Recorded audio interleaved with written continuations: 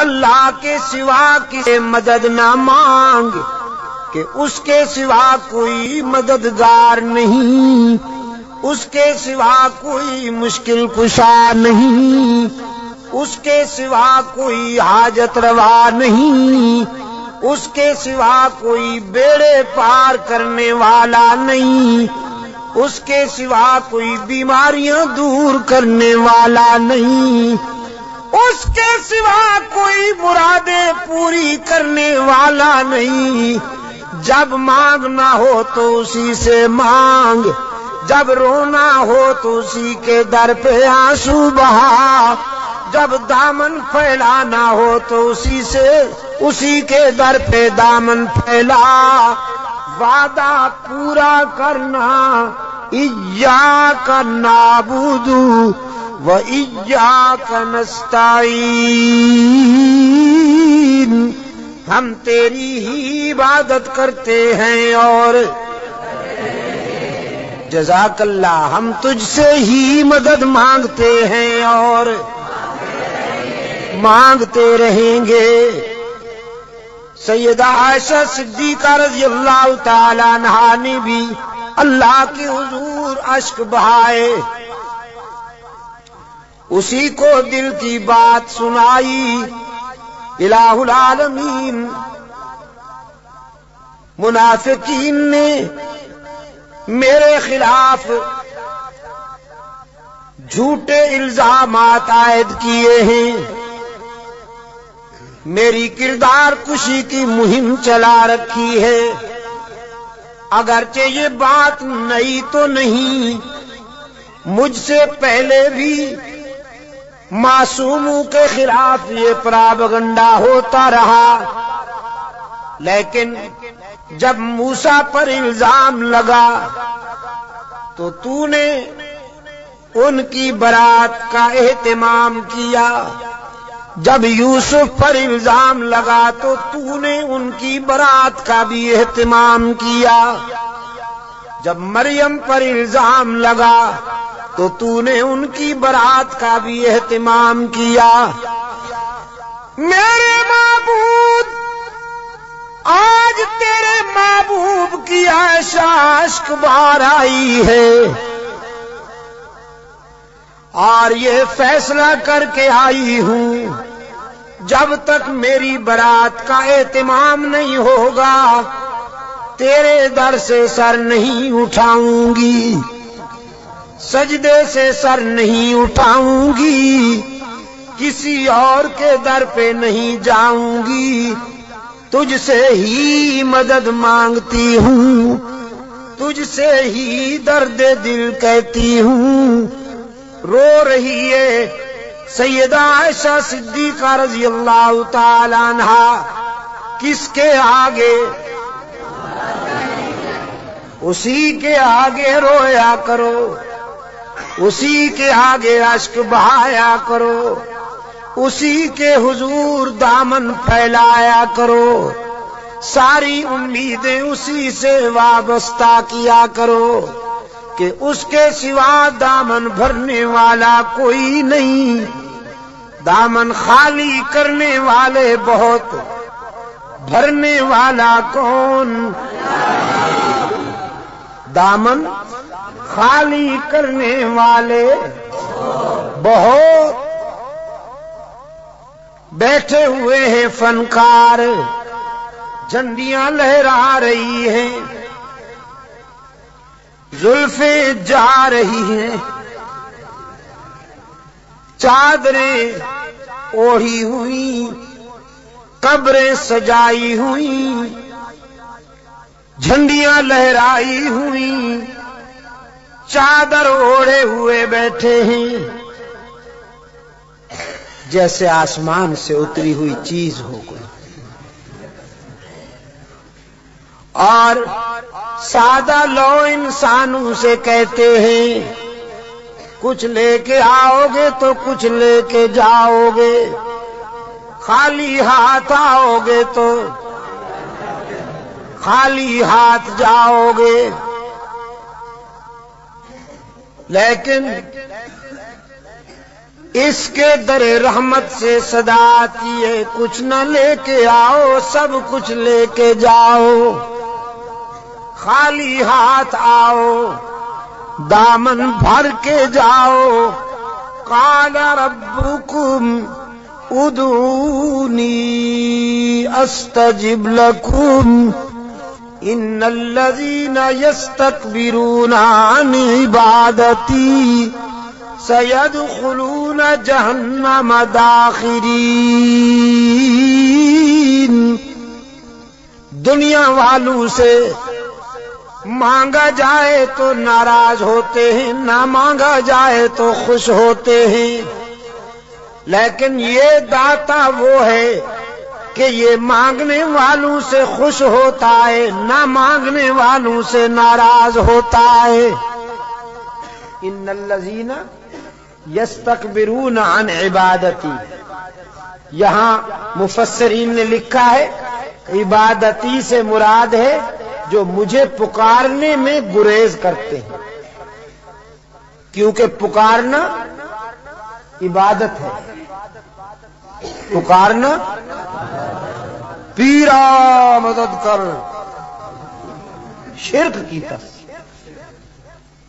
کہ کی تس شرک کی تس، کیونکہ پکار عبادت ہے، پکار۔ قال ربکم ادعونی استجب لکم، تمہارا رب کہتا ہے مجھے پکارا کرو میں تمہاری دعاؤں کو قبول کرنے والا ہوں۔ ادعونی استجب لکم، مجھے پکارا کرو میں تمہاری دعاؤں کو قبول کرنے والا ہوں۔ ادعونی ان الذین یستکبرون عن عبادتی، یقیناً وہ لوگ جو مجھے پکارنے میں گریز کرتے ہیں، مجھ سے مانگنے میں گریز کرتے ہیں، سیدخلون جہنم داخرین، ذلیل ہو کر منہ کے بل گھسیٹ کر جہنم میں ڈالا جائے گا انہیں۔ تو کسے پکارا جائے مشکلات میں؟ قادر کو یا عبد القادر کو؟ ذرا حرارت فضا میں تحلیل کر دو، ہاں ذرا حرارتیں، یہ گرمی فضاؤں میں تحلیل کر دو، اور پھر اللہ سے دعا کرو کہ یہ فضائیں پھیل جائیں اور بھی کے بیماروں کو اللہ شفاء کاملہ عطا فرمائے۔ مشکلات میں کام آنے والا کون؟ روشن ضمیر نے کہا نہ مجھو از غیر حق یاری، کہ لا فتح الا ہو،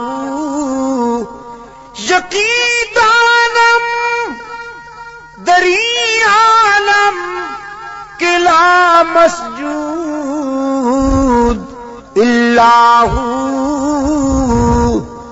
ولا معبود فی الکونین لا موجود الا ہو، کوئی مانے یا نہ مانے لیکن میرا تو ایمان ہے کہ اس کے سوا پوری کائنات میں کوئی مسجود نہیں، اس کے سوا پوری کائنات میں کوئی مسجود، نبی مسجود، رسول مسجود، تو پھر کاماں والی سرکار کیسے مسجود ہو گئی؟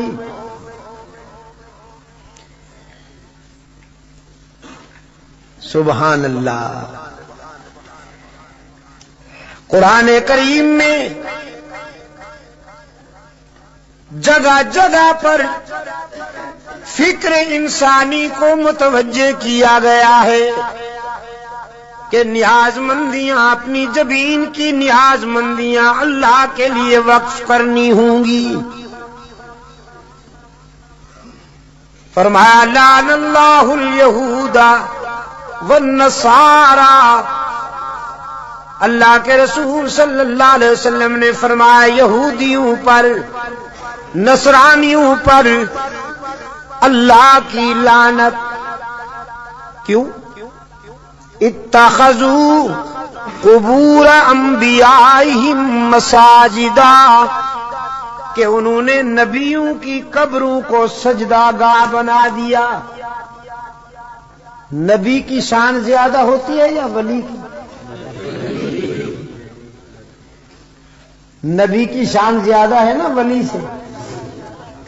جو نبیوں کی قبروں کا سجدہ کرے ان پر تو اللہ کے رسول نے لعنت بھیجی ہے، اور جو ولیوں کی قبروں کو سجدہ گاہ بنا لے ان پر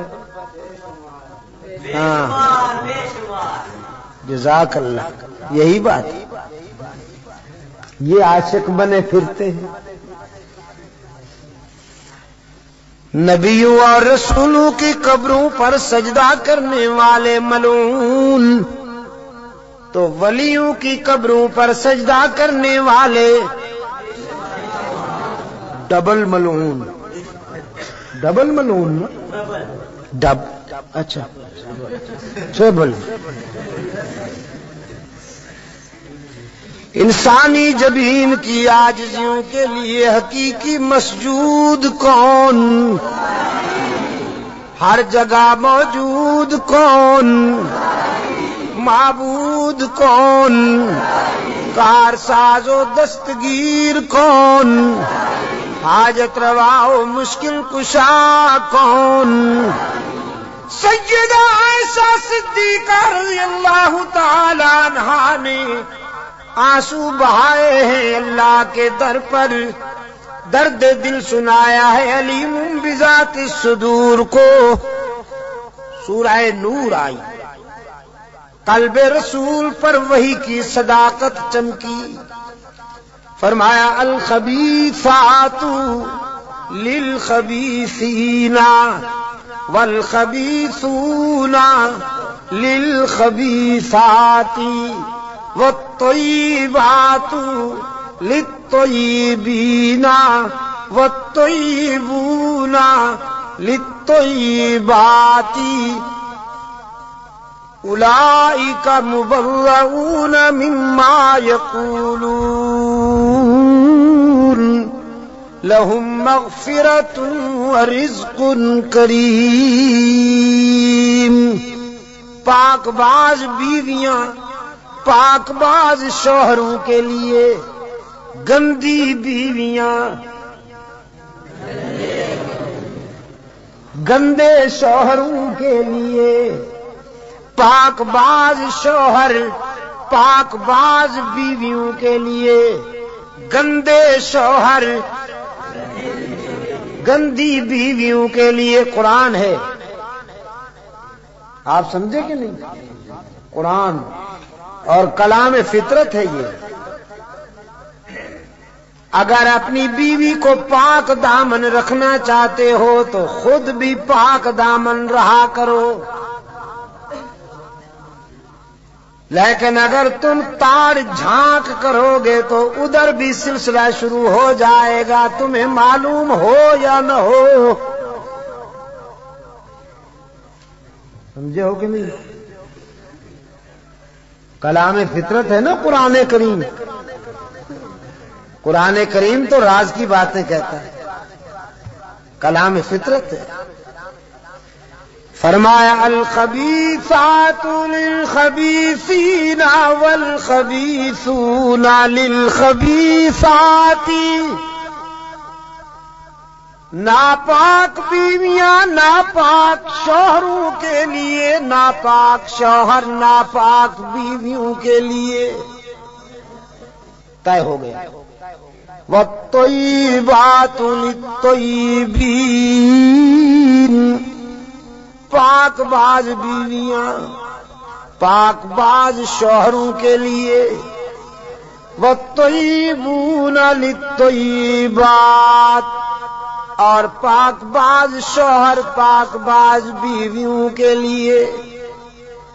رب العالمین نے جرح کے لہجے میں سیدہ عائشہ کی وکالت کرتے ہوئے واضح کیا، جس نے اس عفیفہ کے کردار کو سمجھنا ہو، عائشہ کی عظمت کو سمجھنا ہو، وہ عائشہ کے شوہر کی عصمت کا نظارہ کرے، جس کا شوہر محمد معصوم، وہ بیوی کیسے نہ محفوظ۔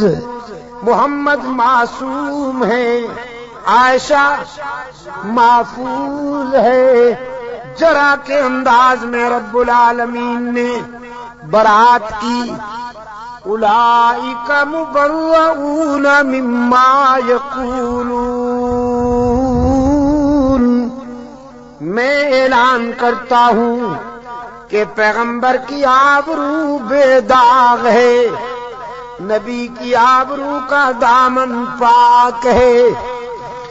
آپ میرے لیے اور میں آپ کے لیے اللہ کے حضور التجا کر دیں کہ اللہ دنیا اور آخرت کی کامیابیوں سے ہمکنار فرمائے۔